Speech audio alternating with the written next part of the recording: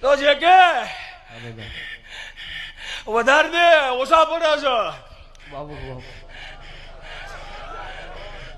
હા, કારણ કે આ પશ્ચિમ વાળાના વેણ છે, બરાબર ને?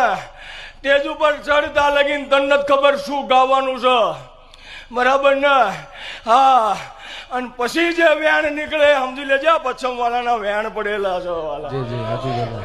હા, એ મેલડીની ને ગોગાની ઓળખાણ નકામી વાલા.